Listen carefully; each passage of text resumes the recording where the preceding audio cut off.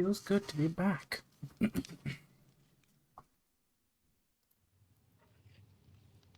Hello, everyone.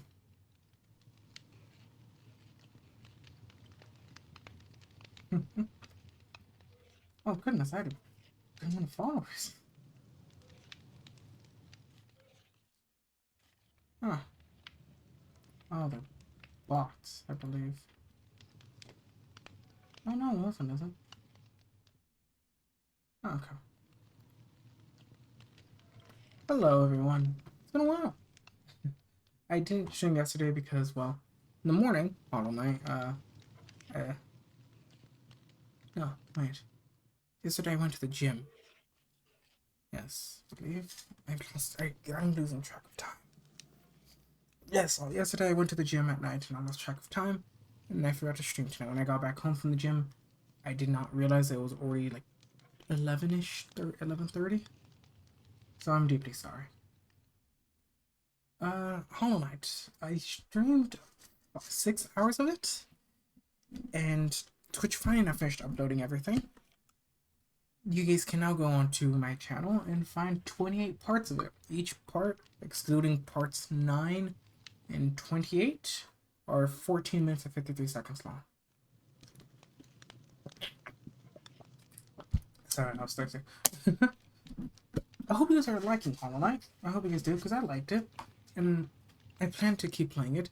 It just takes a while for Twitch to export everything into from Twitch to YouTube and organize it. Because if you look at my YouTube channel, it does organize it in a weird way, where it's not properly spec'd. It's not like it doesn't post the parts in order. Like it posted part 9 first, which I find strange. But then again, I guess it makes sense because it was a small part, so it makes some form of sense. So for now, I want to quickly check out Reddit user hunting minute 5103. We have more stories. Hold on, let me message him.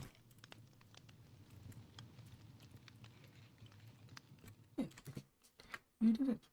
Tell me you posted more.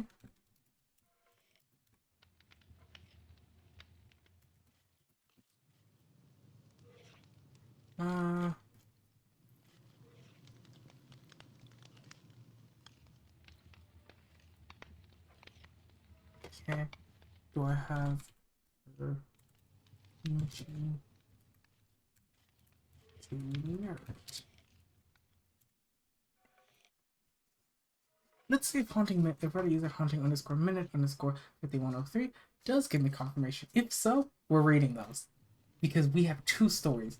That door wasn't there, and the chair in my house is watching, and they're long ones. Oh, I'm excited.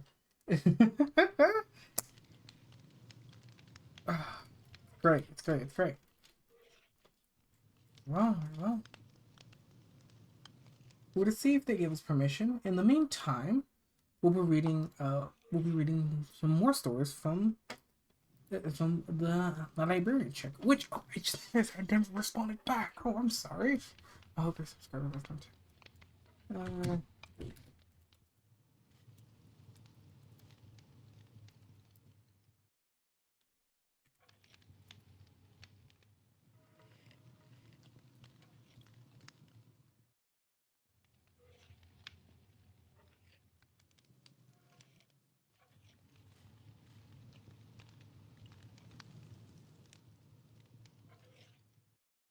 we go.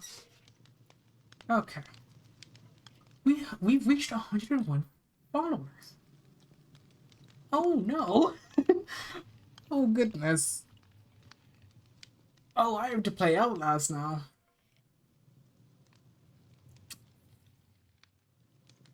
Oh, that's not good.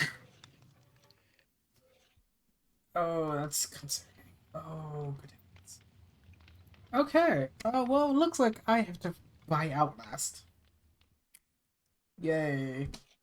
As much as I'm somebody who likes to read horror stories, I'm not a fan of somebody who likes to play or be part of horror. Well, I mean, if I could if I could ever be in a movie, I'm not gonna say no, but I'm not somebody who likes playing horror things because when my fight or flight kicks in, I I usually fight, so I end up hurting myself, like kicking something or punching something.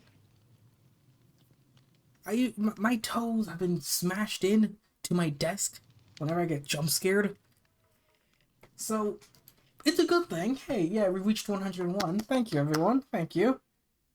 But oh goodness, am I gonna be injured? My family and my girlfriend are gonna be wondering why am I covered in why am I damaged? Why am I bruised? But enough about me. Let's go about the reason why you guys came here. Spooky scary story time. It's the time of the time. Hmm. Let's see. Let's look. Can I share these? I can't. Okay. We'll just quickly share this. We'll be reading this story. You guys are allowed to follow along, and please make sure you get show your support. As for now, sit down, relax, and tell you. Have you heard this story? Posted on r/no sleep 7 years ago. But that person is not my sister. It is a short story, so sit down and relax. She is not my sister, but no one wants to believe me or doesn't want to believe me. I've told my parents and my grandparents, my aunts and uncles, but they are too happy to have Chalessa back. I can even see the hopeful spark in the eyes of our old friends, all of which have come back from college just to see her for themselves. Perhaps ignorance really is bliss. My accusation about the imposter has fallen on deaf ears. Jalessa has been gone for 4 years. Ever since she vanished from our house, my parents have never given up hope on seeing her again, hugging her again. There was there was never any sign or indication of foul play. The police and even a few of her friends were convinced she was a runaway.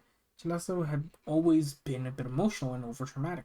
I did my best to fill the void that was left by my sister's disappearance. I was on my best behavior 24/7, cooking and cleaning like a servant. My parents didn't pay attention to me, just like they never paid attention to paid any attention to me when Chalasso was around. I had underestimated the sheer magnitude of their grief and had gone through all of their and had gone through all of their college fund, Chalassa's college fund, to hire private detectives who turned up with nothing. Every lamppost and business in town had a piece of paper with her face and name on it. When this imposter knocked on our door 2 days ago, and disheveled and smelling like a sewer, she fell into my parents' arms and said she was Chalessa. She did look like her, which surprised me. She had similar brown eyes and same color hair. She was older, of course. A young girl's body can change a lot in 4 years.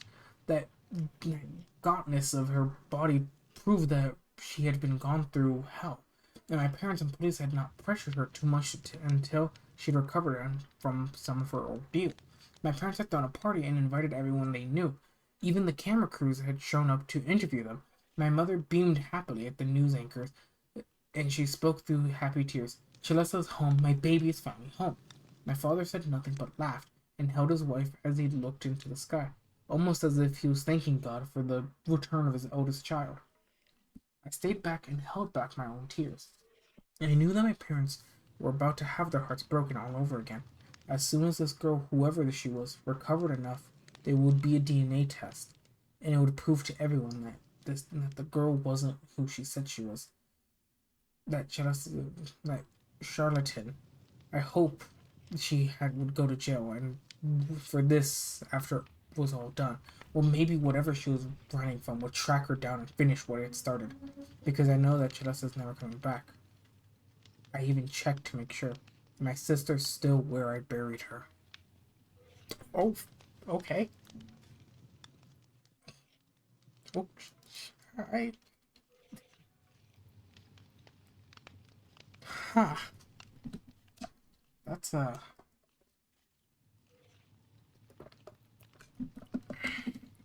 took a turn.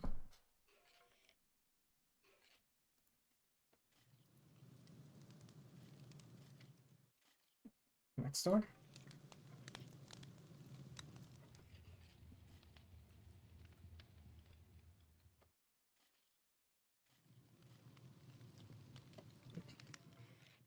Have you heard this story?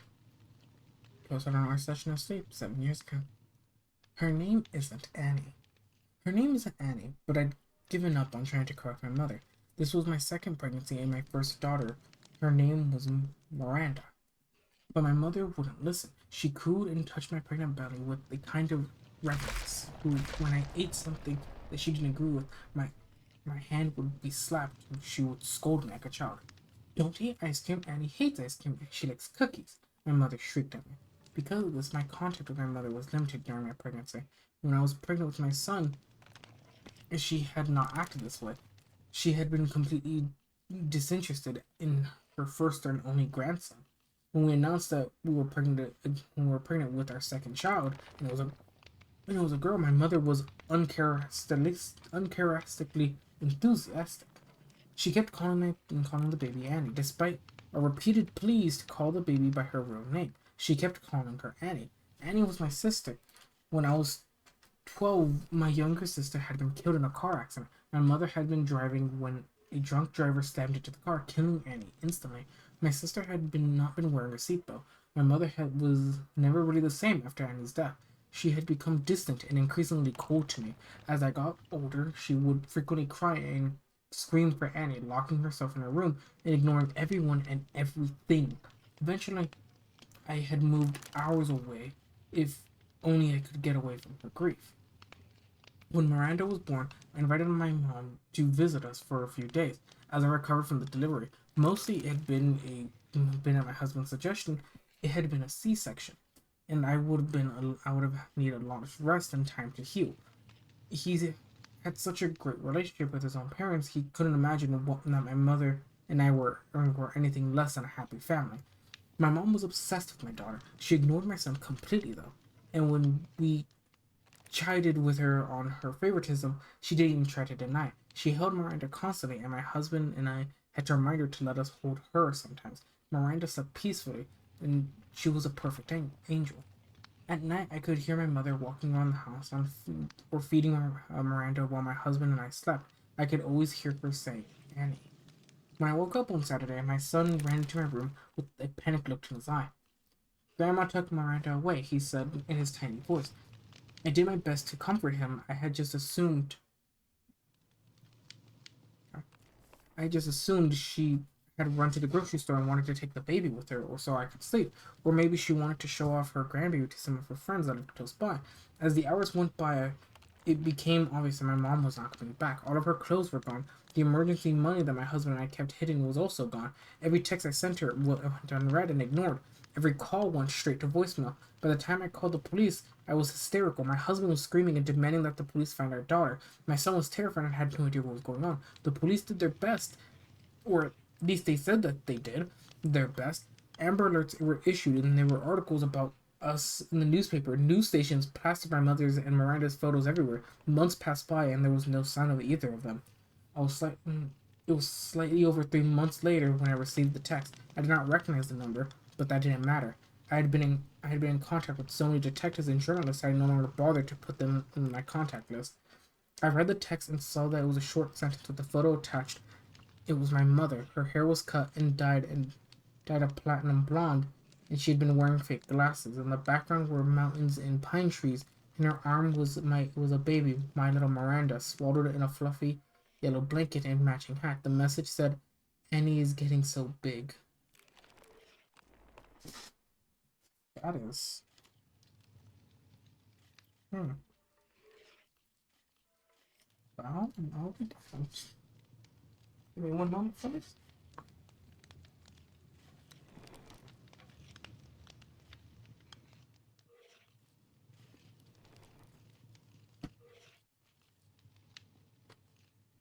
I just had my weather app text me I'm having rain. I live in a desert. I'm joking, it can still rain here. Very well. On to the next one.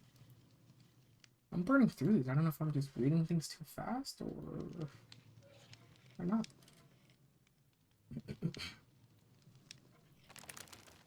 Again, by Reddit user, the librarian check. Have you heard this story? Witch candy. 7 years ago, posted on our session sleep. She looked like an old grandmother straight out of a postcard. Her long white hair was twirled expertly into a bun. Her errant curls escaped their prison. Her dress was a lovely blue floral pattern that trailed down her shiny black shoes. A large brown shawl hung over her shoulders to protect her against the night air. I wasn't certain if this was a costume or if she always dressed like that. She smiled at every trick-or-treater that came begging for candy. They'd approach her rocking chair, holding up their sacks and bags and plastic pumpkins in supplication, and cheerfully chant, "Trick or treat!" Her house was not decorative for the season as extravagant as her neighbors. Her only Halloween ornament was two large pumpkins proudly sitting on the stairs. Their faces were carved in tortured expressions, with candles flickering tauntingly in the hollowed out guts. I hesitated on the step. She glanced over at me and waved, beckoning me to come over. She smiled then, large and wide and artificially perfect. Her teeth were as white as peppermint. Holding out my bag, I said, "Trick or treat, please." She giggled and it startled me. Her voice was surprisingly young. "Such a polite young man," she giggled, reaching into her basket of candy. The candy she pulled out was a large as a clementine and expertly wrapped. In the light, I could see the light reflecting off of the blue wrapper.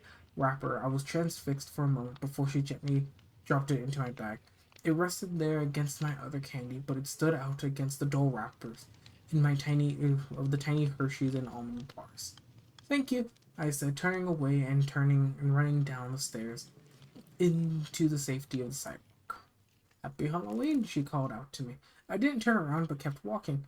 It wasn't until I turned the corner that I felt like I wasn't being watched.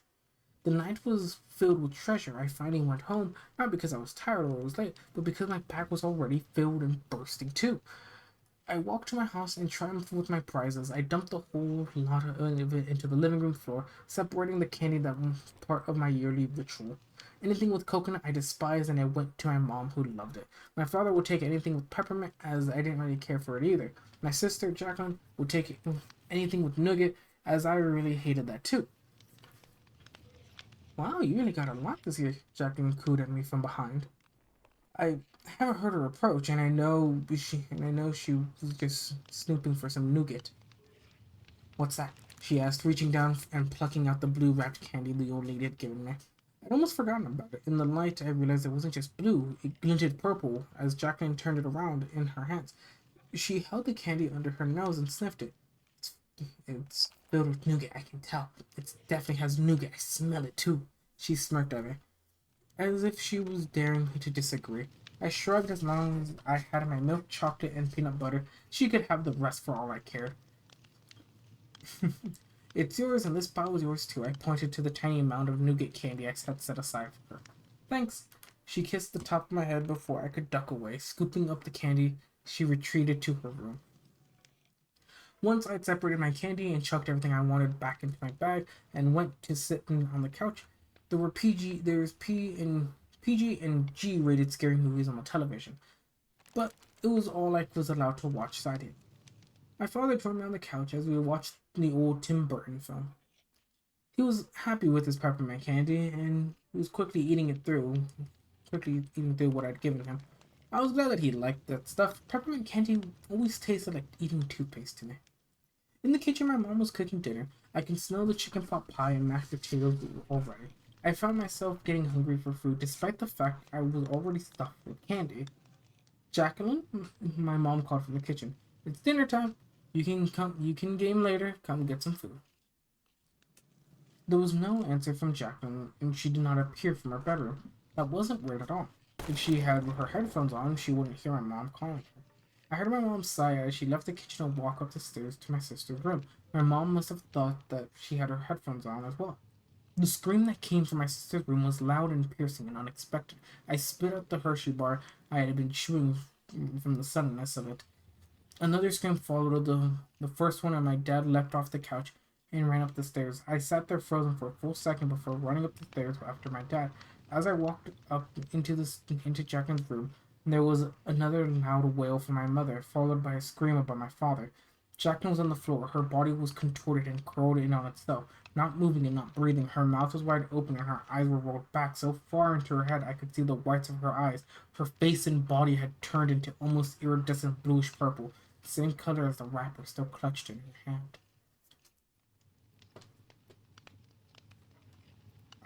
I want to upload these, but I can't. Another good one. I didn't realize I did not share this story. My apologies, everyone.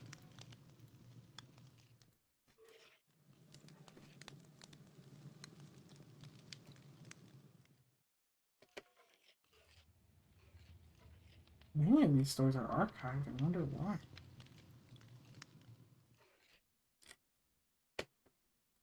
Let's look at the very first story. Posted on our session of sleep 9 years ago. So this is when we're starting off.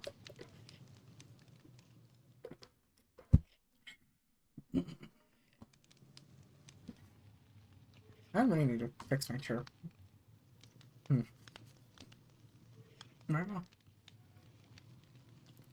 Have you heard this story? I'll take very good care of her.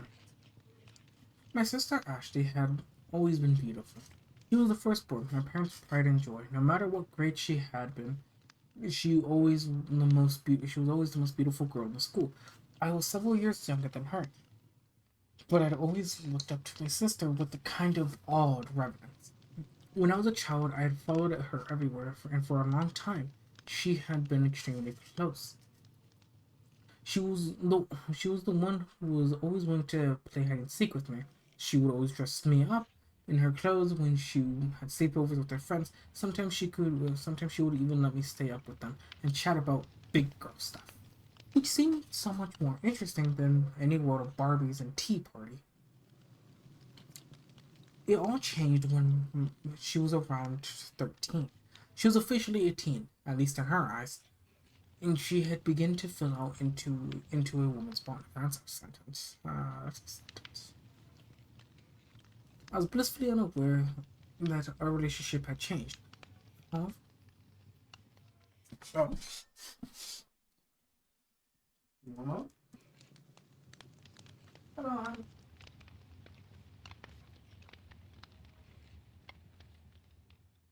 Hi, hon.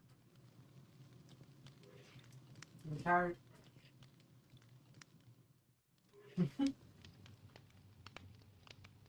Go ahead and stop with me.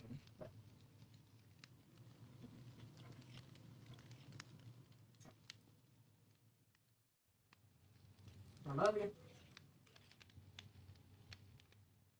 Thumbs up. You okay? Something happened?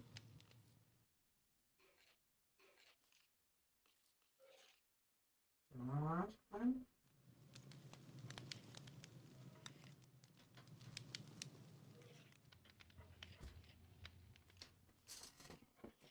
Sorry, hon.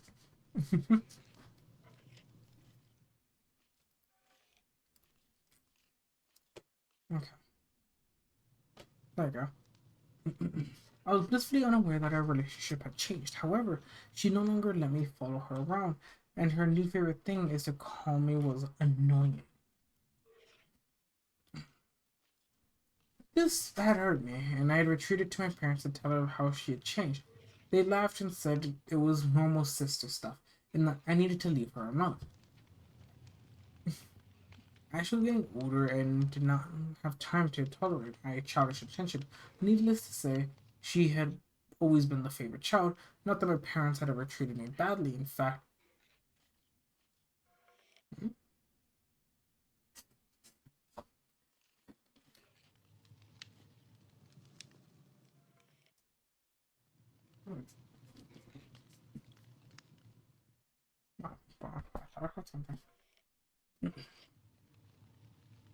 not that my parents ever treated me badly. In fact, I had always considered them very good parents, but with my sister, they always had their blinders on.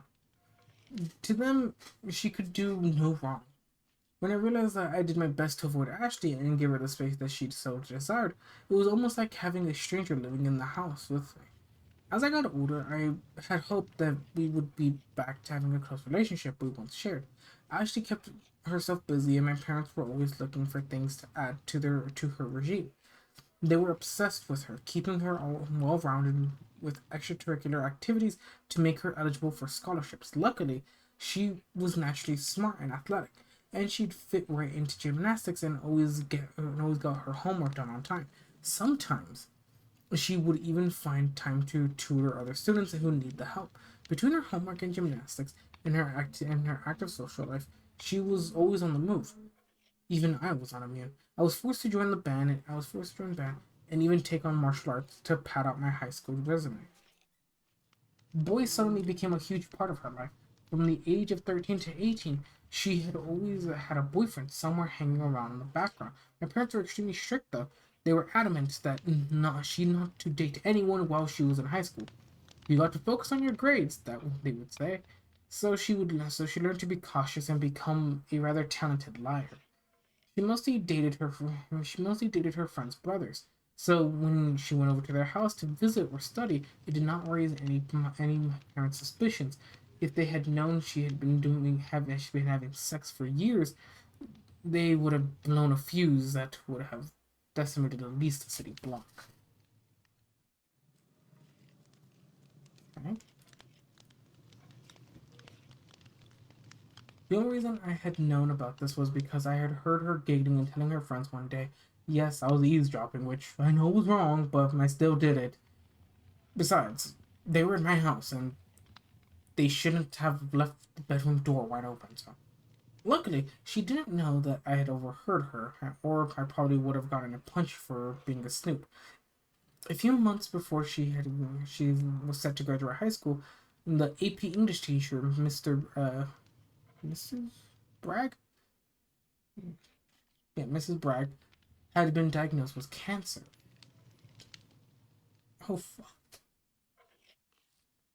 There was a huge outpouring of support for her, as she was really loved. Even though she was never my teacher, I felt bad for her, as she was one of the few teachers that anyone liked, and that I never had a single bad thing about her. With the news and the fact that she could take a leave of absence, the school scrambled to find a substitute teacher to fill her place while she was gone. They eventually found a substitute, and he sent the school into another uproar for an entirely different reason. The new substitute teacher was gorgeous, as in he had to be a model at some point in his life. He looked like he should be sitting on the beach of LA rather than the halls of a high school. Over 6 feet with brown hair, clear blue eyes, a perfect physique. It was not long before he had a legion of female admirers. Before the end of the day, every girl in school had walked by the classroom trying to catch a glimpse of the new guy. Even the female teachers were making their attention obvious. His name was Mr. Adam Ray, and he quickly became the most popular teacher in the entire school. He even seemed to be really good at his job. I didn't hear anything bad about him at all, and my sister quickly became his favorite pupil for all the wrong reasons. Oh no.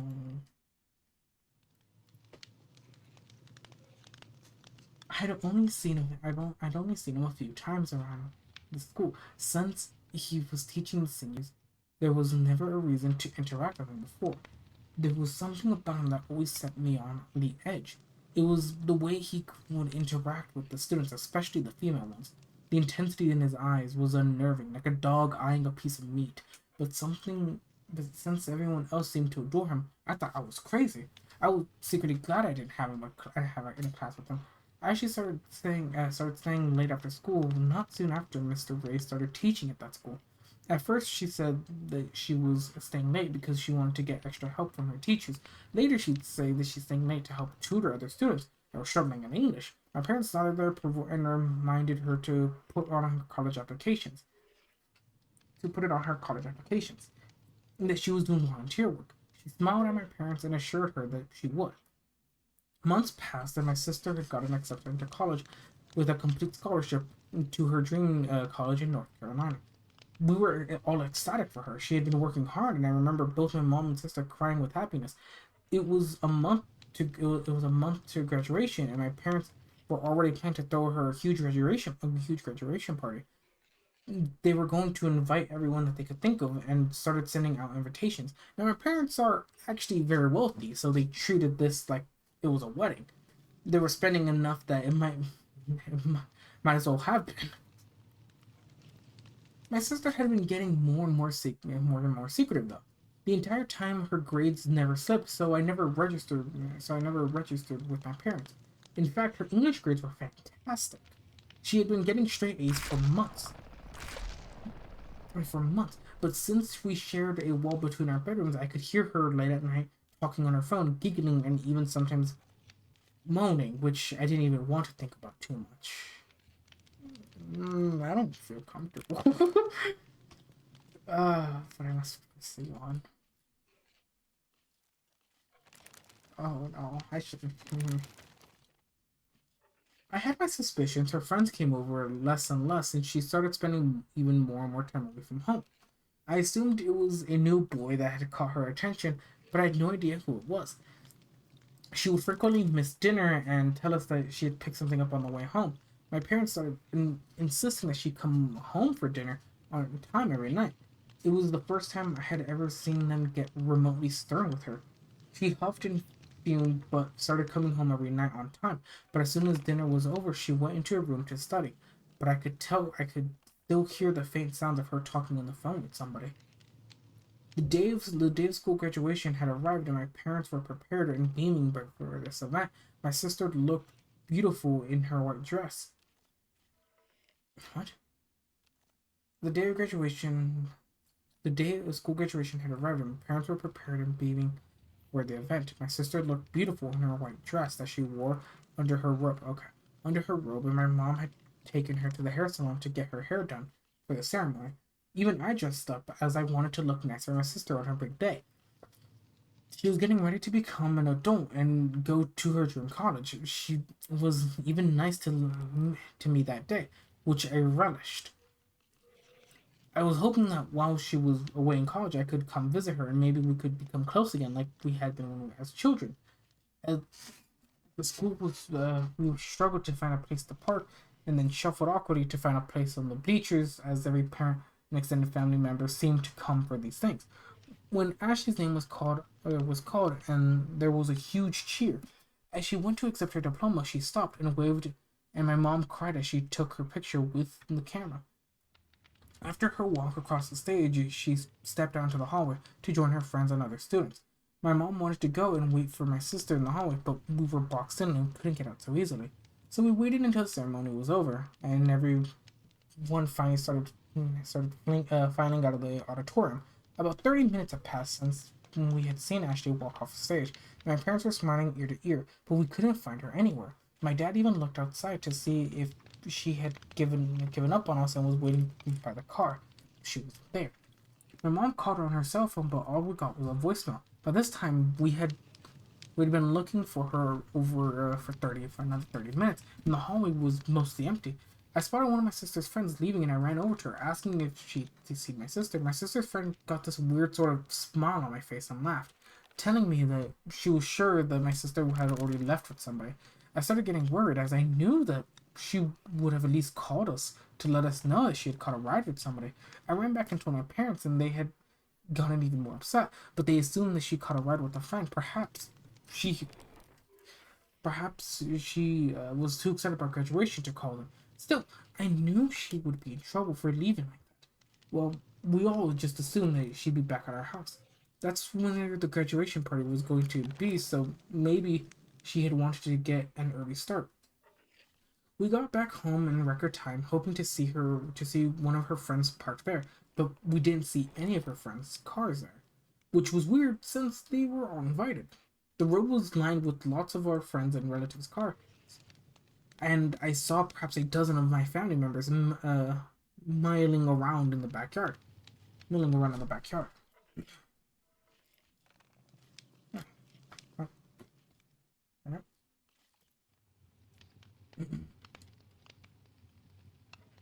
Okay. Sorry, I lost my spot for a second.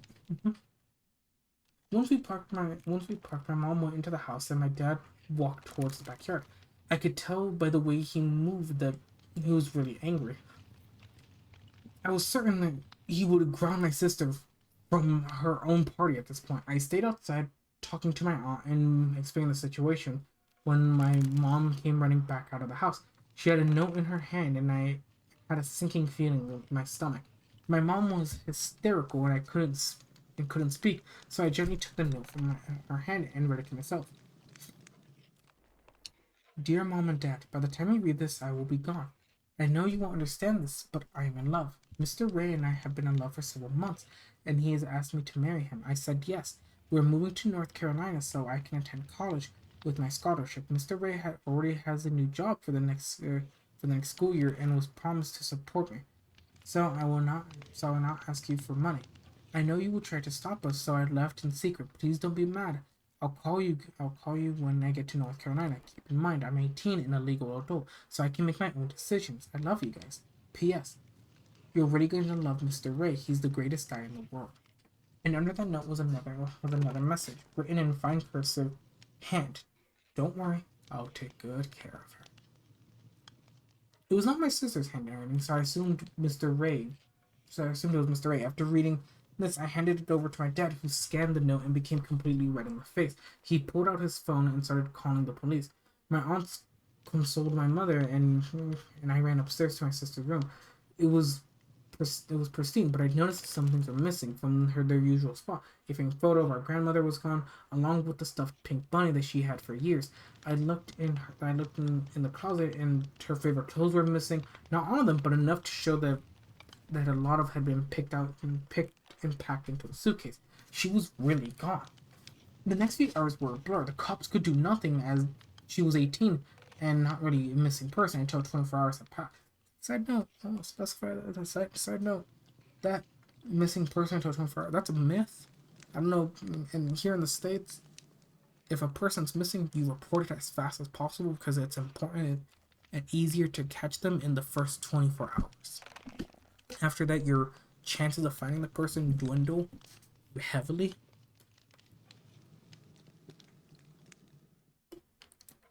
But yeah, no, here in the States, that is, no, if you believe a person's missing, you can instantly report them as a missing person.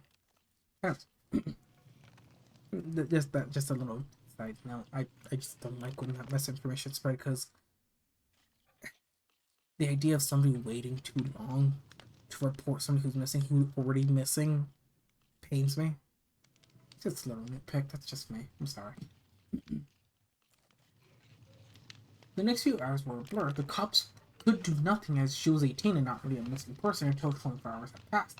My parents and I called up all of her friends, but they seemed to be deliberately unhelpful, and I suspected that they all knew more than they were telling us. The food sat untouched until my parents insisted that people eat some so it wouldn't go to waste. We even cut the cake that read "Congratulations, Ashley." People ate and talked, and no one had wanted to leave as they waited to see if there was any news about my sister. Her graduation presents sat unopened on the counter until I moved them to the closet. They were too depressing to look at.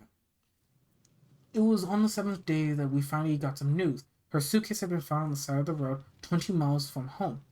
It had been identified because her wallet and purse had been stuffed inside. The news sent my mother into another fit of hysteria as she fainted. We also finally got one of her friends to talk to us when she came to our house in tears, saying that she had gotten a call from Ashley. A phone number that she didn't recognize had called her, but she ignored it, thinking that it was the wrong number. When she saw that I left a voicemail, she had listened to it.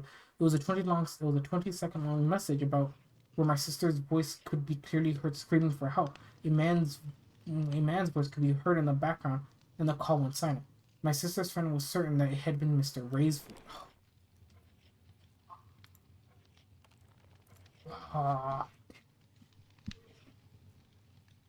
uh, after after that, her friends were a little more helpful with their information. They told us that my sister and Mr. Ray had been having an affair from almost the first day. They thought it was romantic and helped her hide the relationship from everyone. It had been planned months in advance, and they would run away together. My father and mother did all what they could to find my sister. A private investigator was hired, and it finally came out that Adam Ray was not who he said he was. He used a fake name, and all his information was false.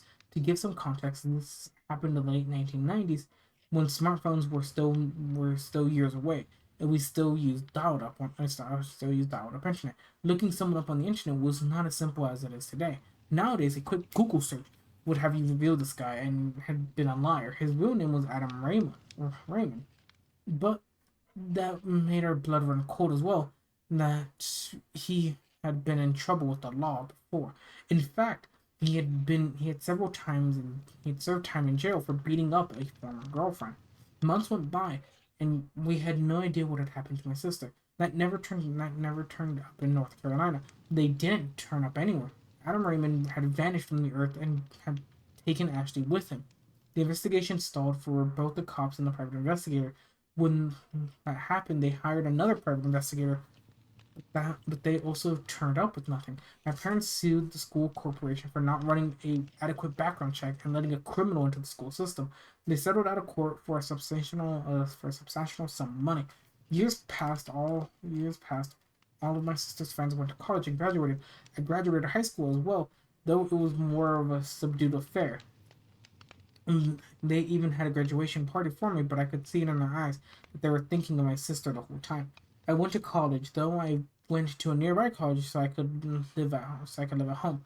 My parents wouldn't say it, but I knew they were relieved that I was close enough to them to keep an eye on me. I eventually graduated college, and I was getting ready to move out of my parents' house to attend graduate school. It was a happy and nervous time. As this would be my first time living on my own, my parents even seemed proud of me. I was sorting the mail one day, and the few days before my college graduation, there was a lot of cards for me. People sending congratulations to the postal service. There was one card that stood out to me from the rest. It was a postcard, and it looked dirty and tattered, like it had sat on the ground before being put into the mailbox. I didn't think anything of it until I flipped it over and saw that what was on the other side. There was a Polaroid of a grimy and disheveled woman wearing an oversized white T-shirt that looked just as dirty as the postcard. I could easily make out her ribs and see the leanness of her legs. She reminded me of a Holocaust survivor. She wasn't wearing anything else. At the moment, I froze as I looked at the woman's face. I recognized it. It was Ashley's. Immaculate, immaculate, and looked far older than a woman in her 20s should ever look. Her gaze was vacant and empty, like a beaten dog. She didn't even seem aware that someone had taken her picture, and beneath it was a short sentence. I'm taking really good care of her. That's not good. Hold on, mm, I gotta send some bits to this author. I gotta.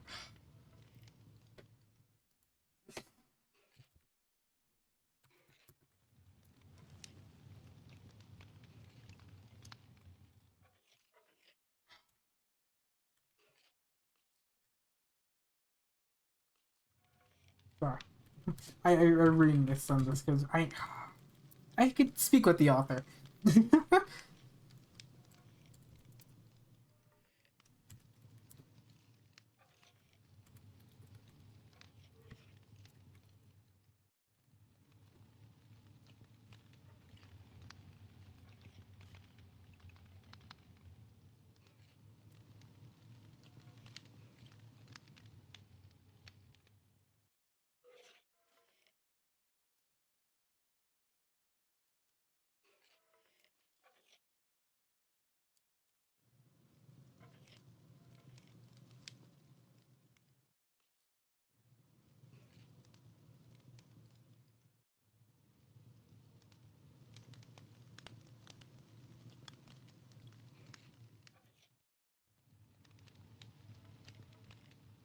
Ah,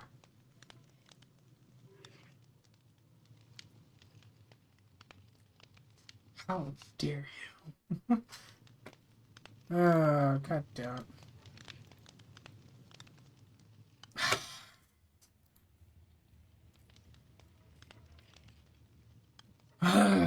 It just makes me. That just made me. I wouldn't say scared. It just made me mad. Not mad. Agitated? No. Disappointed. Like sad, I guess. This made me sad. Ah, God. The creepy part at the end where it's like, hey, yeah, this person that's torturing your sister and having their way with your sister sends you a postcard of the result of your sister. They know where you live and they've been keeping a tab on you. It seems. Oh God, the librarian chick who hurt you. I liked the story. It was a fun in a non weird way. It it wasn't like a ooh I want to keep reading. Much more like a ooh I want to see how this ends. Please tell me there's vengeance, but of course not, because this is a horror story. There's no such thing as redemption or vengeance or adoration. So god damn you,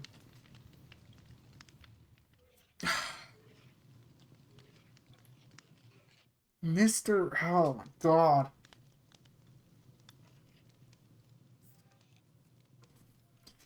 Stories never made me that like sad.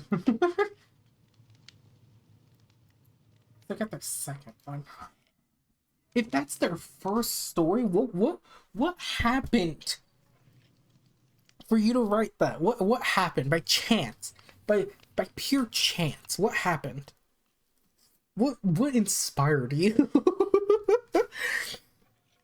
Oh, no, that one's just that one doesn't sit right.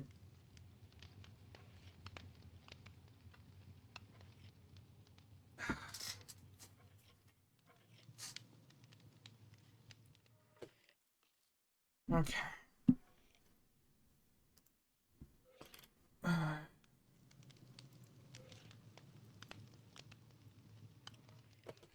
Day 8.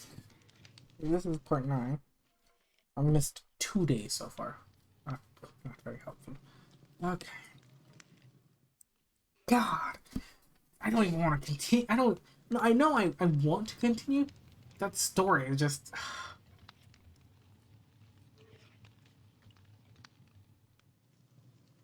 I want vengeance. I want. I want redemption. I know I'm not gonna get it, but like I still want it. They have the John Wick.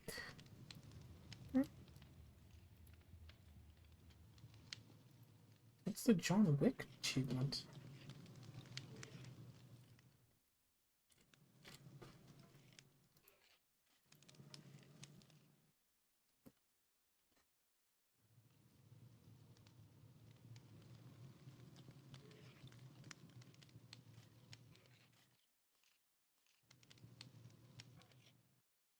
Okay.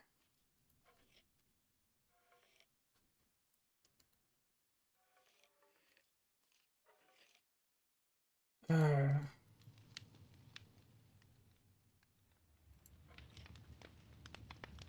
what is the John Wick trophy? I promise to take a little detour. First, Beth. What do you mean? Right. See you together?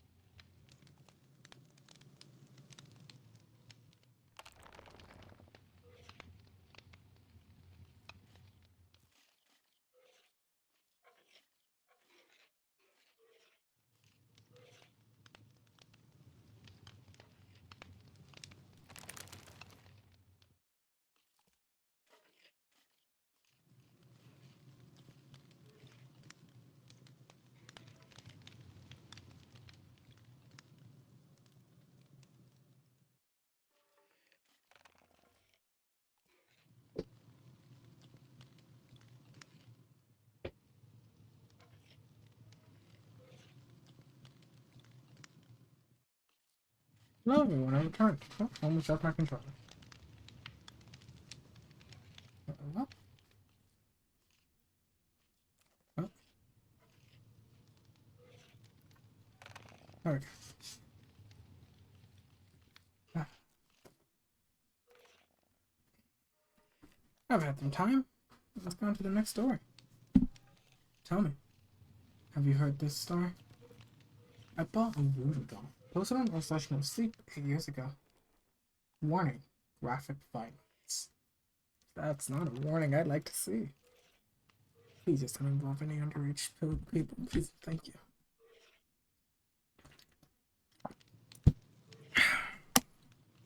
Let me change my position first.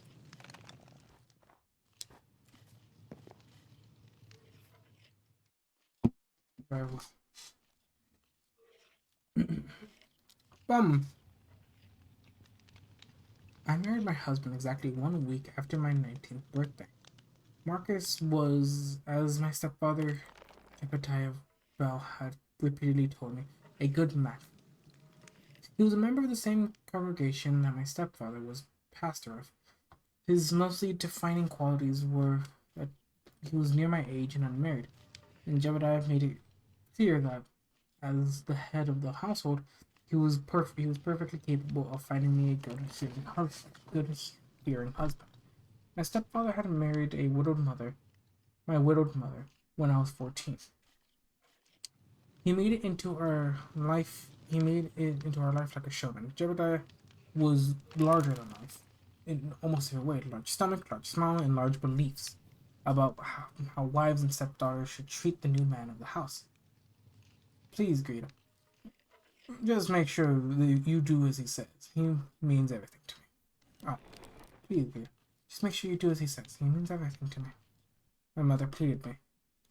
The pain and desperation in her face was enough to convince me, just to see her happy, and well, was just to see her happy again was enough for me. At least it had been. I had not interacted much with Marcus before our first engagement and hasty church wedding and swaddling day in May. He was always in Kashkas, or faded blue jeans, complete with button-down shirt every Sunday morning, sandwiched between his parents and siblings. I had known that he was a mechanic, and despite what I had assumed were frequent showers, the smell of machine oil always lingered. He never smiled. His eyes had always seemed cold to me, despite the warm shade of blue they contained. Shortly after we were married, he took a job as a mechanic at the shop that was an hour away from where we were currently living, which was in my old bedroom while we looked for a home. I was actually happy to be leaving my stepfather and mother behind. I loved my mother, but she'd become timid and quiet, and become a timid and quiet thing. Not like the mother I remembered from when my father was still alive. As Jebediah would say with his wide-toothed smile, a wife had to do what was best for her husband, which meant obeying without question. My own job was simple. I was a receptionist at a dentist's office, but I loved it there. I had no other education besides my high school diploma and started my job right after school. My coworkers were so kind, and I cried as I turned in my 2 weeks' notice. They gave me a small farewell party complete with cake and wine and told me to keep in touch. The move was fast since I had very little to move into our new home. I could fit all my clothes in a small and battered suitcase that was older than me. The rest of my possessions fit into cardboard boxes. I loaded up my car with my things and set out for what I'd hoped was a brighter future. I stopped only once to gather groceries, as I knew it would be up to me to make lunch and dinner that night. The home that we're renting was an old one. When I first lay eyes on it, my heart sank. I could already envision the old formica counters and threadbare carpets. It looked like it was barely hanging together. Marcus was silent with me as we moved in our things, though he didn't make conversation with his brothers and relatives who had come to haul in the heavy furniture. I bruised myself with unpacking the kitchen as quickly as I could, so that I could start making lunch for everyone. I approached Marcus as he was carrying a box into the master bedroom. What would you like to eat for lunch, sweetheart? The term of endearment sounded so false on my tongue I nearly choked. He was my husband, not my sweetheart. Marcus paused long enough to give me a harsh glare. I withered under the gaze and looked down. Just make some fried chicken and you're good at that. And mashed potatoes, he said gruffly, as he turned away to store the box in the bedroom. I hurried to make the requested fried chicken and mashed potatoes. I was thankful that I had stopped at the grocery store to gather supplies. Fried chicken would be easy to make and filling for the men as they fixed the house. Then the lunch was ready just as the last cardboard box was found its way into the house.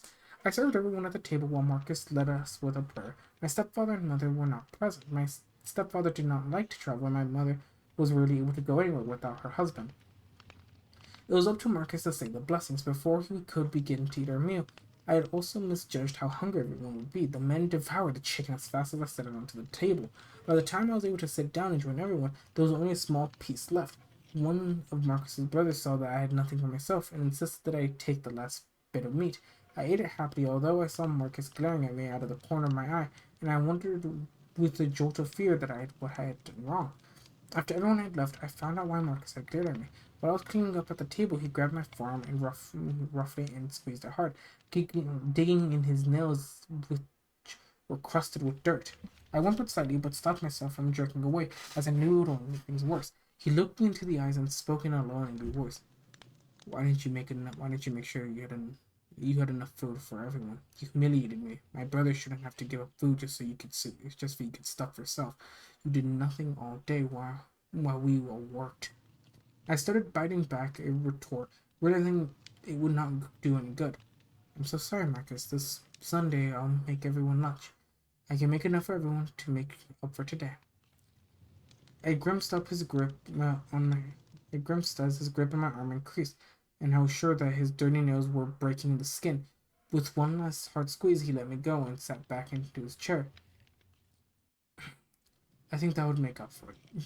But make sure you ask proper forgiveness for my brother and everyone else that helped for today. I nodded numbly, not yet daring to move away from him. He gave me one last withering glare and set off to the garage, most likely to arrange his tools in a small space. After after he was out of sight, I gingerly rubbed my forearm. A nasty bruise had already started to form. There were little half-moon marks from his nails that dug into my arm. I wasn't sure how I would hide my bruises as I had a job interview tomorrow. It was another reception job. I would not be much be able to grant it me at least some yeah, I'm sorry, I'm messing up words, I'm sorry. It would not be much, but it would grant me at least some automaticity away from my husband. I wrapped my arm in a dish towel that I had dipped in cold water. After that, I took extra care to wash the dishes and make sure that the kitchen was as clean as possible. When I heard Marcus come in from the garage a few hours later, I was still straightening up from the bedroom and putting clothes away when he came to bed. He didn't say anything to me or even look at me. He turned on the TV and watched the local television until he fell asleep. It was only after he had fallen asleep that I felt safe enough to lay down next to him and fall asleep. I stayed there as quiet as possible while he snored beside me and waited for sleep to take me. The interview the next morning went incredibly well. I'd opted to wear a long sleeved silk blouse to cover my bruised arm. I was hired on the spot as they had been desperately looking for a new reception. Boom! For a new reception was the previous expression. Voy a mandarle un mensaje a Ruth porque ya mañana ya no caen los mensajes, ¿verdad? Pues sí, No. ¿Qué pasó? pues para asegurar que vamos a ir el lunes. Ah, sí. Te mandan un mensaje. Y ahora en la puerta, no, no, no, chido. Sí.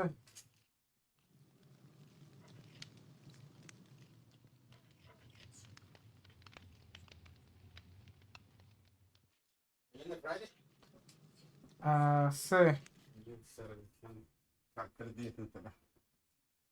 Ponle 4. ¿Eh? Ponle 4 porque es lunes. Ah, ay, ay, ay. Y claro, lo que me pregunta Jordi para $15. Porque más. Por eso te decía yo que pues el lunes lo dábamos. Ah, te puedo preguntar para 15. Que te lo mandé a ti. Sí. ahorita no sé qué está dormido. No, pues yo creo que si me la mando en la mañana, si me la miras. No, Luego hasta la mañana la pago, o sea. ¿cuánto tiene? Tiene 100. Más necesito 15, 15. Yo necesito 20 pulgadas. Pídele. ¿Qué necesita el otro? 50. Pues, 3, no, Por está bien. no, no.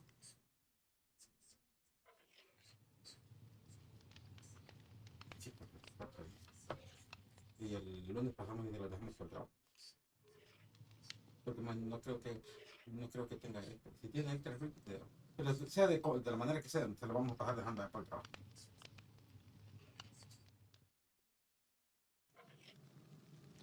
Mm, Oye, es que así cortándome el doctor las citas de cada 15, 20, ya no es ni un mes, son 20 días. ujú. Así todos los biles llegan de un solo. Fíjate que me van a poner para el 20. No es para el día del mes que viene. Ujú, Son 20 días. sí,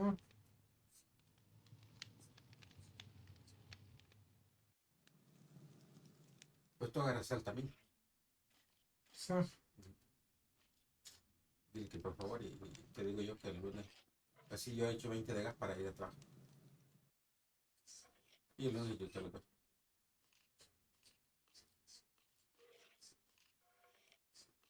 Ok. No, el lunes te lo doy. Sí, mande, sí. Sí, se lo pagamos dando por trabajo. Sí, Ok, a ver qué te dice. ok. Ok, sí. No, no, no. I'm hoping none of you guys speak Spanish. Yeah. I hope none of you speak Spanish. To be able to decipher that rubbish.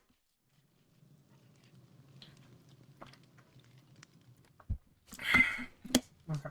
Yeah.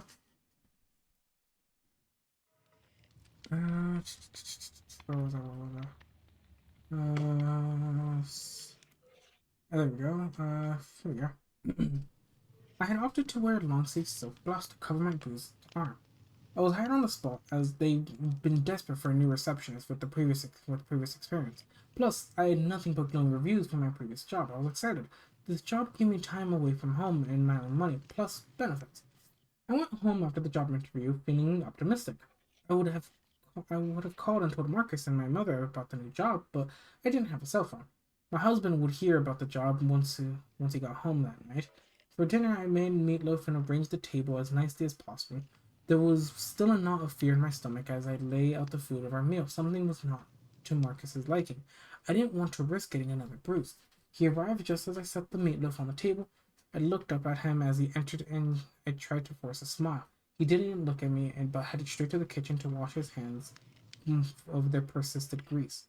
After the blessing, he ate in silence, wolfing down his food and going in for seconds. I took the opportunity to try and start a conversation. "What was your job today?" I asked, trying to keep my tone light and pleasant. I was rewarded with a glare. "I don't want to talk," he said as he swallowed another bite. I nodded and looked down, not wanting to do anything to provoke him. After dinner, he went into the garage and stayed there until bedtime, never even bothering to say another word to me. I preferred it that way. While we lay down for bed, I finally told him that I'd gotten a job. He rolled over and gave me what probably amounted to a pleased look. "It's good that you got the job. Make sure you deposit everything into the joint account. As the man of the house, I will make sure to give you an allowance to cover gas." But with that, he rolled over and went straight to sleep. I said nothing, but I let out a few silent tears rolling down my cheek in the dark. Any anonymity I had hoped for to have could be gone now. Sorry, I'm struggling. I struggle with that word. That word just messes up my mind. I'm sorry. I had hoped to have would be gone now. I should just run away. I told myself in a brief spark of defiance I could pack everything in my truck and just leave as far as I could. But how far would I get with no money? My truck needed gas, and I would need food. There were no friends I could turn to, and my own mother was out of the question. I was alone. The next day was a Saturday, and Marcus was off work. Marcus pinched me awake at dawn to go make breakfast. I rushed to make it, everything to get away from the house, from those bruising pinches. Since it was a Saturday, I knew he might work on his own truck today, remote or not. It would give me time to myself and decorate the inside of the house while I was making a list of groceries to get while I was out later that day. I saw Marcus coming out of our room with a handful of my clothes. Marcus, what are you doing with my clothes? He stopped looking at fixing me with those cold eyes. These shirts aren't decent. You should be only be wearing long sleeve shirts and dresses. He held up a few t-shirts that I had actually owned. Some of them were plain cotton tees. The others were nice ones that I wore to work when it was hot. I'm going to turn these into rags. I could use some of them. I could use some for my garage. He glared at me up again, almost daring me to fight him. I shrunk back from his gaze. Why am I shrunk with words now? But if you take those shirts, I won't have much to wear for work. I'll have to go buy some long sleeve tops somewhere, I said pleadingly. I hated myself in the moment. I should have slapped him there, taken my things and run away. Money and marriage be damned. Sleeping on the street would be better than this. But I didn't move. I stayed glued to the spot, staring at the floor because I was too afraid to make eye contact with the man I married. Marcus sighed and threw my clothes to the ground, pulled out his wallet, and handed me a creased $20 bill. I took it with trembling fingers. There's probably a Goodwill somewhere in this town. You can get yourself some clothes there and give me back the change. I nodded and stuffed the bill into my purse while he took the clothes into the garage. I left as soon as the door closed behind him, grabbing the grocery list as I went. I did not want to be around him while he destroyed my things. Once I was on the road, I started crying. I wiped my face angrily. Tears weren't going to do me any good. Instead, I set out trying to find a Goodwill or some kind of other some other kind of thrift store. Yes.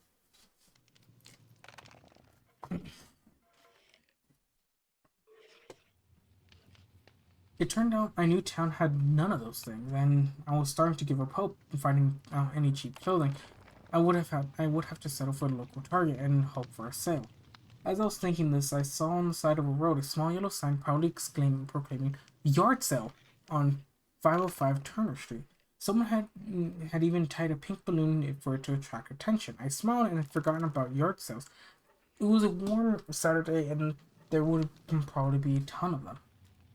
I might be able to find some clothes. I turned into the side street, and it didn't take me long to find a yard sale. It looked like a large one.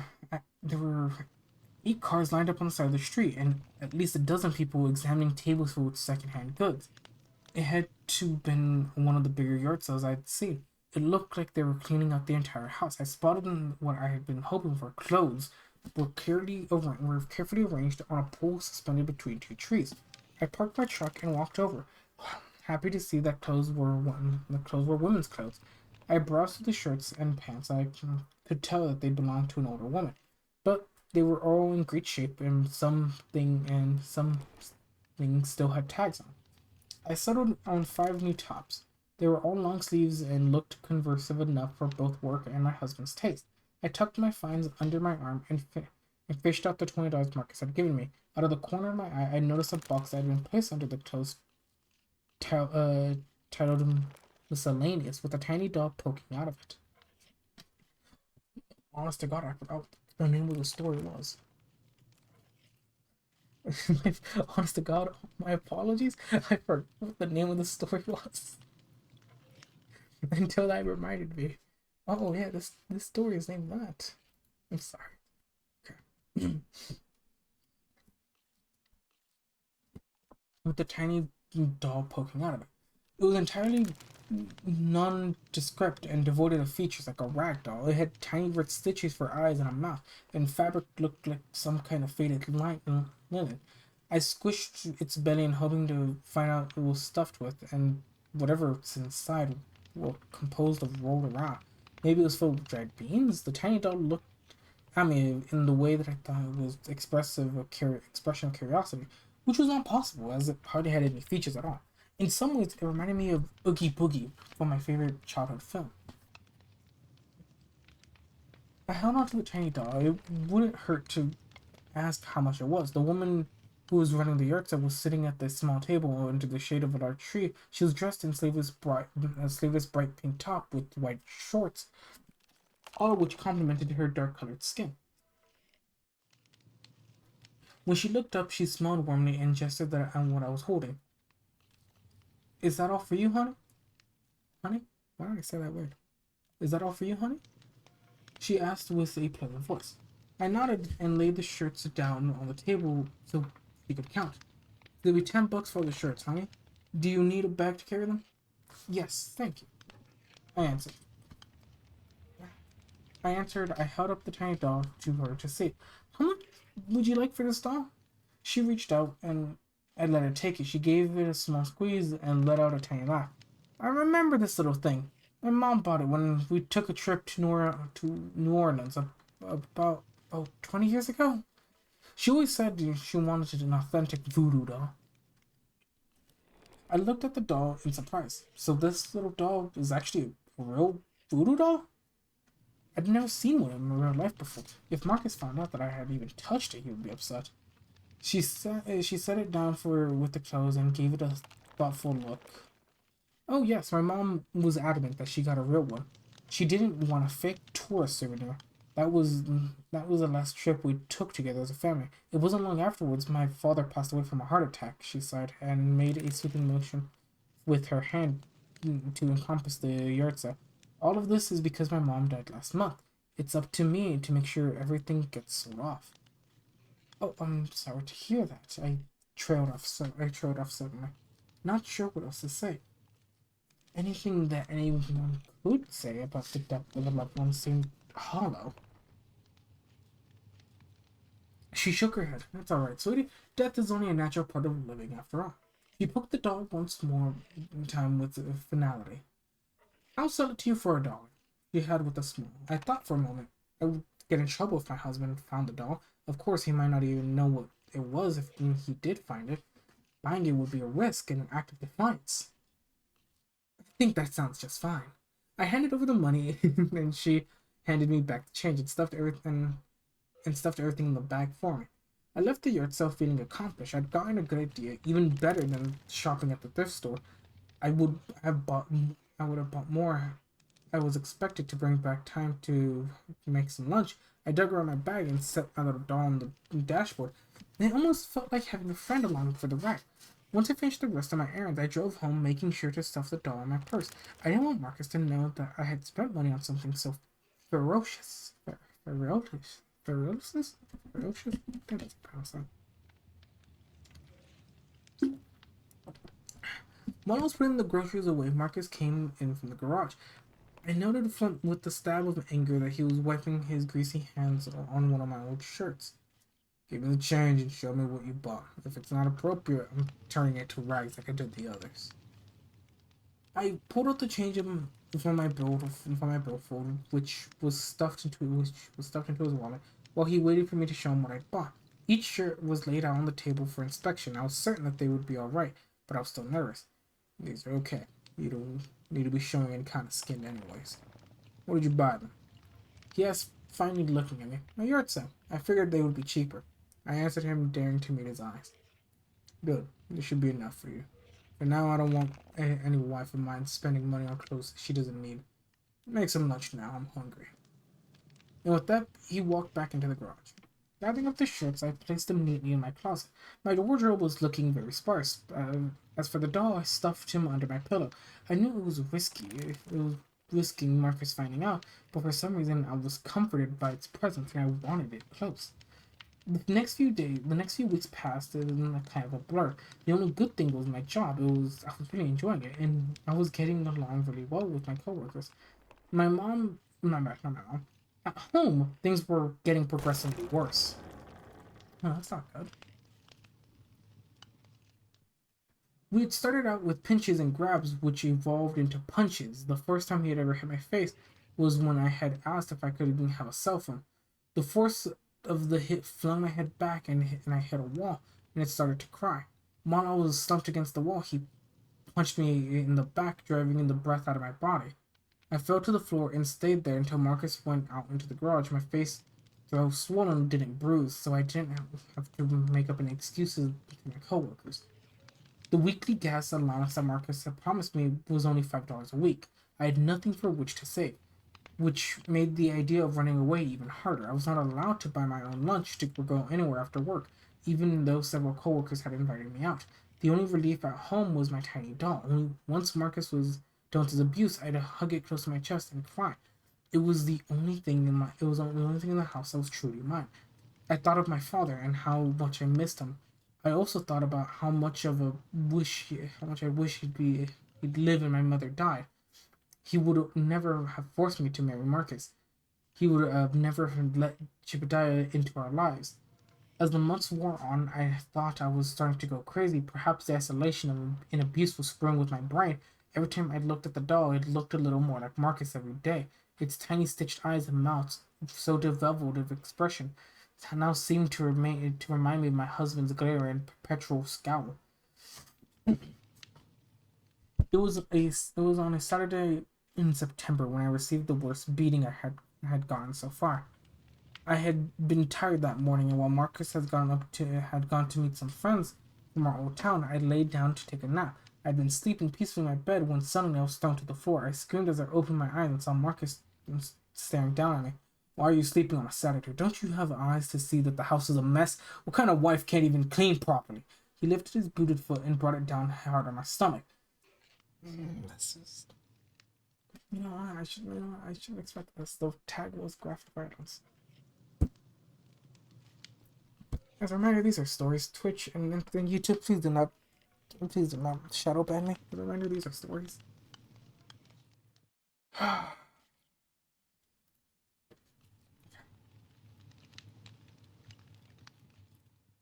He lifted his boot and brought it down hard on my stomach. My breath left me in a painful. I had no time to recover before he pulled his leg back and kicked me in the ribs. Once, twice, then three times. I was screaming and begging for him to stop. All I got was a slap to the face. He knelt down beside me and held me by my hair, forcing me to look into his eyes. If this house isn't clean and lunch on the table by the time I get back from the hardware store, I'll do even worse to you. Do you understand? Yes, Marcus, I understand. I stammered, holding his gaze until he let my hair go, and my head hit the carpet with a thunk. I stayed on the ground till I heard the front door slam behind him. I felt my stomach and ribs. Was anything broken or bruised? I couldn't tell. It hurt so badly. I couldn't sit up, but I made myself crawl to the bathroom. When I was able to stand, I swallowed some aspirin and stared at myself in the mirror. My right cheek was starting to swell and bruise. There would be no way of hiding these marks from my coworkers on Monday. My stomach burned as I went back into the bedroom. I took out my doll and sobbed into the fabric. Now more than ever, it reminded me of Marcus. His evil glare and twisted mouth were there plainly on the doll's face. I felt a surge of anger or hatred for him. I'd never in my life wanted anyone or anything to die as much as I wanted Marcus to die. From under the bed, I took my sewing box and grabbed the largest needle I could. From which one last look at the doll, I stabbed the needle right through the left eye, piercing it completely. The doll fell to the ground, and I left it there. I couldn't find the energy to pick it back up. My mind was made up. I could call my old office and see if anyone could let me stay with them for a while. They had always been kind to me. Surely one of them could help me. I mentally chastised myself to not thinking of it earlier. Instead of cleaning like Marcus had wanted, I started packing my suitcase. I raided Marcus's bedside table for loose change and came up with a few crumbled bills and change that'd give me enough to gas to drive away. I made a place for my doll on top of my clothes. I pulled out my sewing kit, feeling guilty for stabbing in the eye. Oddly enough, it looked like its old self again. All traces of Marcus' scowl was gone. There was a knock at the door, and my heart jumped on my throat. It was Marcus, back to make good on his promise. But it couldn't be Marcus. If it was him, he would have just opened the door. He wouldn't have just opened the door and walked in. To be safe, though, I hid the suitcase in my closet and ran to answer the door. It was not Marcus, but two police officers staring at me through the screen door. My heart was pounding. Maybe a neighbor had heard my screams and called the cops. I opened the door and forced a smile. Hello, officers? How can I help you? The male police officer took off his hat and gave me a sorrowful look. His partner, a woman, took one look at my bruised and swollen face and gave me a knowing look. Ma'am, I'm sorry to tell you this, but your husband has been in an accident. The next few days all a continual blur. As I made arrangements for my husband's funeral, Marcus had died while driving his truck. The doctors told me his autopsy that he had been suffering from a massive brain aneurysm that had killed him instantly. His car had rolled off into a ditch, the force of the impact, and tossed his body through the windshield. The ambulance had arrived in minutes, but there was nothing anyone could have done. His parents and siblings were beyond any consolation, and my heart went out to them. Marcus might have been their kin, but they shared none of his temperament. They were nothing but kind to me, and I couldn't help but feel guilty for causing them any pain. At the funeral, I wore a black dress with short sleeves, not caring whether anyone saw the bruises on my arms that had been Marcus's final parting gift. Jebediah took issues with it, though. He looked indifferent over my bruised arms. These things can happen in a marriage. He was a good husband to you, Greta. At least cover up. No one can talk to you, can talk ill of the dead. With the funeral over, I had freedom for the first time in my life. Well, with the funeral over, I had it, it was liberating. I had freedom for the first time in my life. It was liberating feeling to even have my own place and my own money and to do as I please. I took perhaps too much pleasure in donating Marcus's possessions, but I felt completely purged when the last reminder of him was gone at my house. The only problem was my mother and Jebediah. They were pressuring me to come back and live with them, despite my assurance that I was doing okay and I was getting by with just my paycheck. My stepfather would call me on a new cell phone and lecture me on how an unmarried woman's place was at and how an unmarried woman's place was at a home was at home, and he would talk about how much my mother missed me. His voice was sickeningly condescending as he talked to me like a child. I listened politely while he told his piece over the phone, all of the while holding the dog to my chest. And you know what? He started to look a lot like Jebediah. That, you know what? That's a good one. I like that one.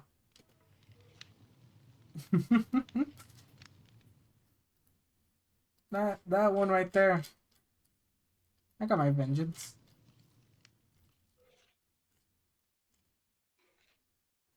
Uh,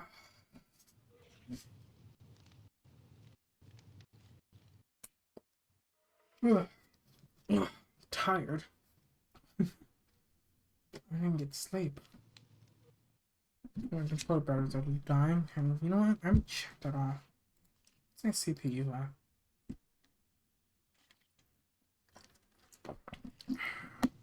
100%, like always.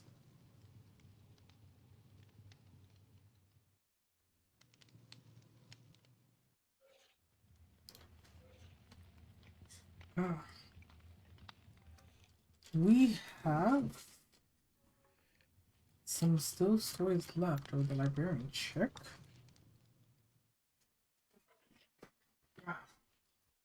Let me get up and stretch. Hold on.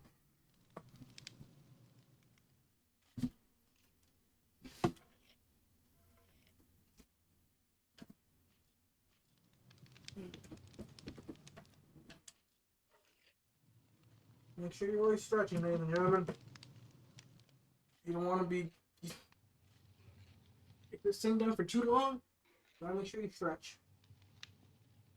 Because if you stay seated for too long, not a second, that's how blood clots can develop. And I don't want a blood clot. I don't want a blood clot. And I don't want none of you guys to have a blood clot. Because I want you guys to live a nice, healthy life.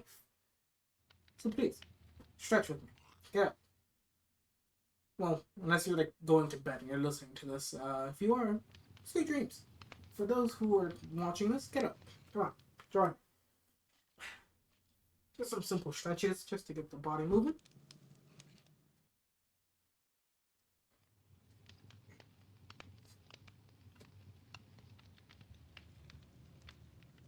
Open up the window a bit more.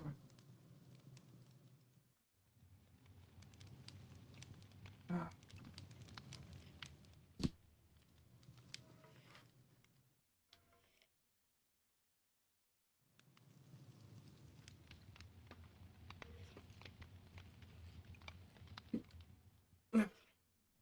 Tell me, fellas, for the YouTube people or for the Twitch people, what do you you guys doing right now? What do you guys do whenever you guys, listen to these? I'm curious.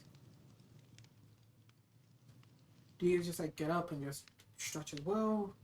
Do you like what you do?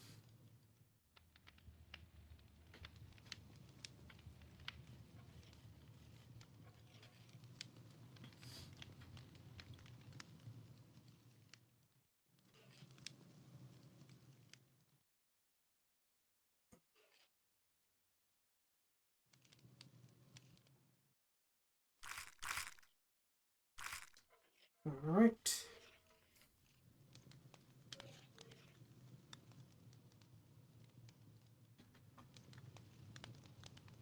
Hmm.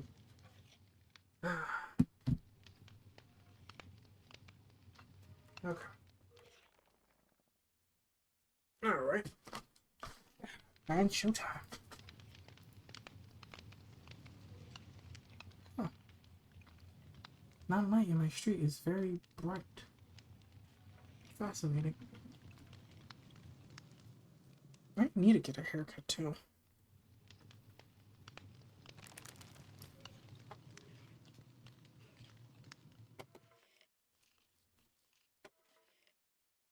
Hmm.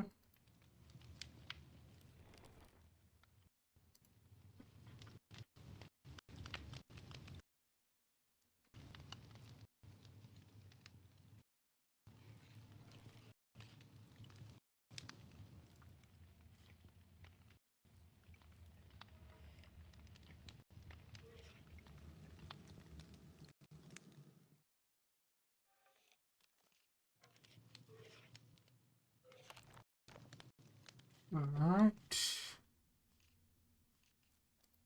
All right.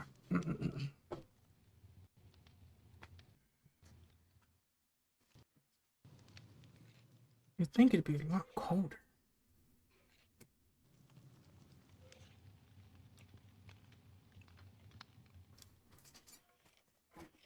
Okay.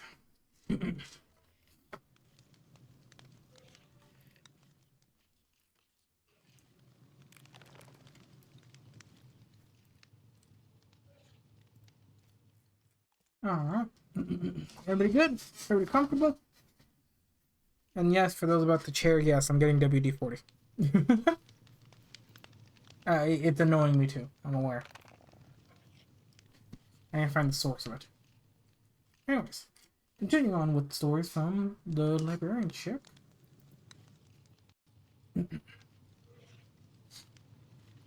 Have you heard this story?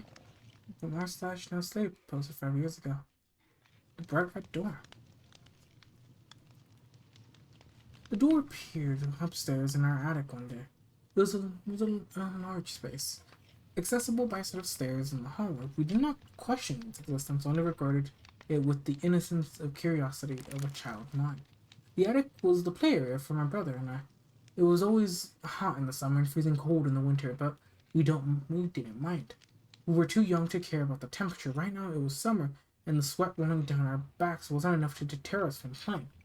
We weren't allowed outside while my mother cleaned the house. She wanted us to be somewhere safe. Timothy noticed it first. "There's a door there," he said, looking behind me. He had a G.I. Joe in one hand and a transformer in the other. I looked, and indeed there was a door. It set into the far wall like it had always been there. I was 4 years old, and 2 years younger than my brother. I did not think to question the door. "I see it," I answered, going back to my Legos. "It wasn't there yesterday," he said, putting down his toys and walking over to investigate the door. The door itself was a vibrant crimson red, a red fire truck, if you would. The lock handle and the doorknob were a bright polished brass. It was like the door of a fancy house, making its appearance all the more unsettling.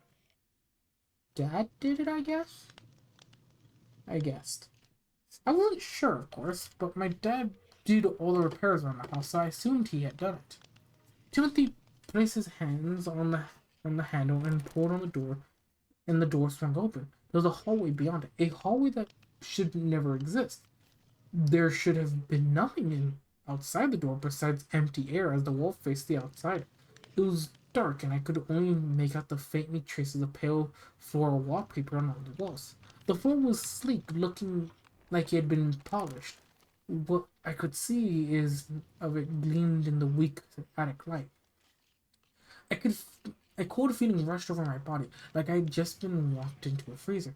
My hair stood on the end, and I swore I could smell the faint taint of raw flowing over the dark space. I had never felt something like this before, and immediately terrified me.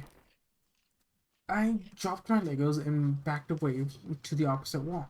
Every grim fairy tale and warning my mother had told me about the strangers flooded my mind, and I started to cry. This wasn't natural. Close the door, Timothy. It's bad, door.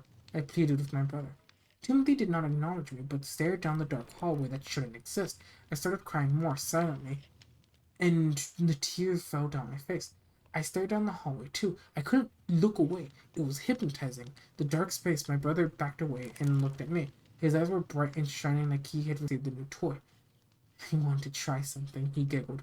I wasn't sure if he was talking to himself or me. Timothy grabbed a handful of Hot Wheels and knelt before the threshold of the red door. One by one, he sent them into the darkness. I could hear the wheels hitting the floor and then disappearing into the void. I'd stopped crying by then and was fascinated by what my older brother was doing. When the cars were gone, he started tossing in Legos one by one. I could hear the faint sound of them hitting the floor beyond the edge of the light. Don't do that to my Legos, I said indignantly. I wiped my face and slowly crawled forward, but stopped. I was still too scared to get closer. Timothy didn't hear me, or he ignored me. He grabbed a small flashlight. It was a cheap plastic one, bright orange and blue swirls on it. A child's flashlight. He flipped the switch, and a weak beam of light comes out of the end. I'm going to go exploring, he excused. He sounded so excited. Timothy! I screeched. He ignored me. He walked into the darkness without a backward glance. The door, which was wide open, starting to close, it did not snap shut but closed slowly, like a mouth closing over its tasty morsel. There was just enough time for Timothy to look back at me, panic dawning on his face before the door closed completely. I let out a scream and ran out the attic. I would curse myself later for not trying to get that door open. Maybe I Maybe I could have saved Timothy, but as I was a child and I was terrified, and I ran screaming to my mother. No one believed me about that door. It wasn't there when I dragged my mother back into the attic, but an unadorned blank wall in the bland room. Instead fell on my mother. Suspicion instead fell on my mother. That had done something to my brother, and my small brain had created a fantasy to explain that what had happened. She received death threats, family disowned us, and her friends ignored her. My father never doubted her innocence and stood by her. Since there was no evidence of any wrongdoing, people started to assume Timothy had simply wandered off, or a stranger had taken him. We had to move away from that house. I would have panic attacks every time we entered the home, and it now had too many bad memories attached to it from our parents. I never forgot about the door, though. Eventually, I thought it might have been a childish fever dream, something I imagined to cover up the fact my brother had been kidnapped or run away. And so I stopped talking about it. It had been almost 3 decades since he disappeared. I'm married now, with a younger daughter and a son on the way. We recently moved into a new house, and things are going really well for us, which is why I'm now terrified of what my daughter told me. When we were setting up the nursery for her new brother, she stopped and looked a look of confusion spread across her face. Daddy? What's the red door? She asked innocently, pointing behind me. Oh, yeah. I like that one. Can't upload it because they're all archived. Uh, okay.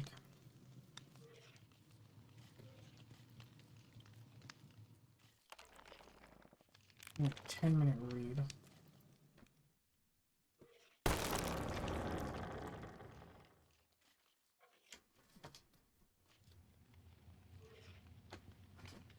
Hmm. Alright, I thought it was a long one.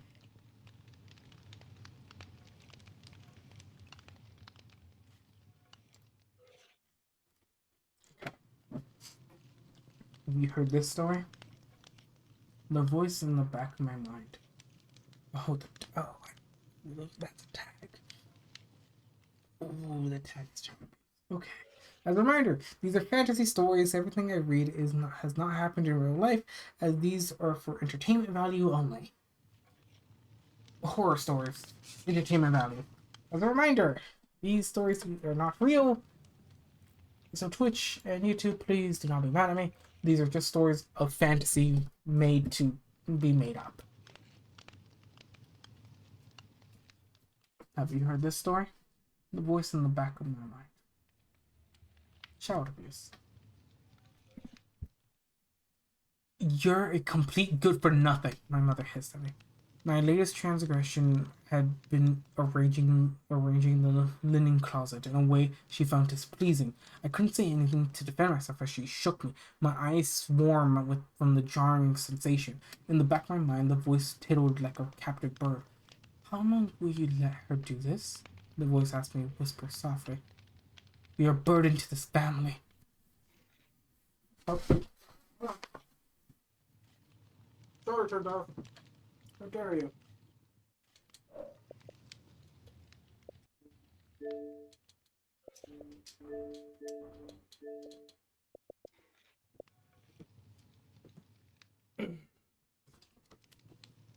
There we go.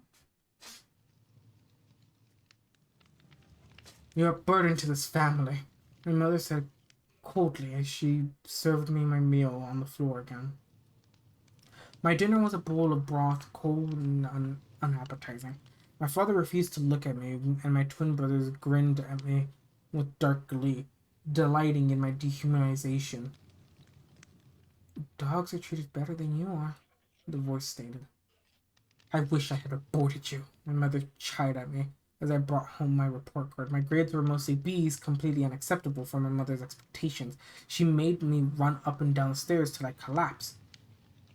You, you know what you to do now, don't you, my dear? The voice said, stronger than ever. One day my mother seemed to come down with a terrible flu. Her strength deserted her, and she took to her bed. It was all very out of character for her. In the 14 years I'd been alive, she seemed indestructible and unstoppable as a shark. The house was her hunting ground, and the weakness was blood in the water. She was always on the hunt. It's so much more peaceful, don't you think? The voice said crystal clear. That one day That one day turned to two, and then it turned to three, then to several more. I delighted in my newfound freedom. She was too weak to criticize my cooking, so I ate at the table for the first time in years. The twins scowled at me, used to seeing me on the floor with the dog, but my father shushed them. Perhaps with his wife being sick, he was finding his backbone. It was several years too late. You're practically an adult, my love. You can run this household just fine. The voice cooed, and I swear I felt a hand on my shoulder. It was my mother's turn to eat the cold broth I gave her. I spooned it to her mouth with a robotic efficiency. Her eyes burned with hatred. I could see her curse and insults begin to form on her lips as I shoved another spoonful of broth down into her words. She's getting a taste of her own medicine, the voice rejoiced, and I felt its breath down my ear. Her normally rich black hair was turning a sickly white. It looked like an old straw left in the sun for too long. Her skin, which was so pale and soft, was now coarse and sickly gray. Her teeth started to fall out. Now, when I fed her, would find that I would find that a tooth would come back, on the spoon. If my father thought he should take her to the doctor, he never mentioned it. Perhaps he had to come to love the sweet peace and quiet as much as I had. Best care she could get is here in her own home. Oh. The best care she can get is here in her own home. My father said with such a sincerity as he could muster, which was none at all. I nodded in agreement and took care of my mother as best as I could. I cleaned her body and I cleaned her sheets. I dressed her daily and even painted her nails in the colors that I knew she enjoyed. She sputtered at me as I worked. It was comical in a way. The way her lips moved over her toothless gums, her eyes were red, rimmed with hate filled. I imagined if you looked close enough, you could see hell in them. You're being far too nice to her. The voice abomished me, and I winced as I felt a claw scrape across my neck. On my mother's last day on earth, she found her last bit of strength. Her now thin and skeletal hand grasped my wrist hard enough that I dropped the spoon. She shook with extortion as she pulled me closer to her mouth, and she hissed her last words at me, her voice smelling of weak old decay. You're not good at anything. Her voice slathered over the words as she was savoring the insult. Her hands dropped away from my wrist and fell back into the pillows. Her eyes rolled back into her head, showing her their whites. I set down the bowl and gave my mother's corpse a smile. I might not be good for a lot of things, but I was good with poisons. And behind me, the voice started to laugh.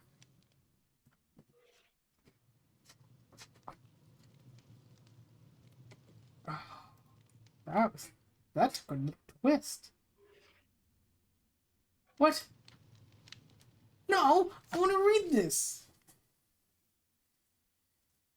No, no, there's a fucking story I want to read, but I can't.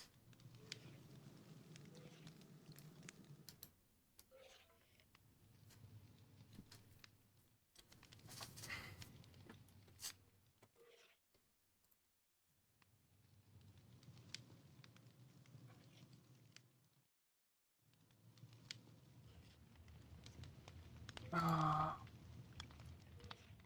how dare you?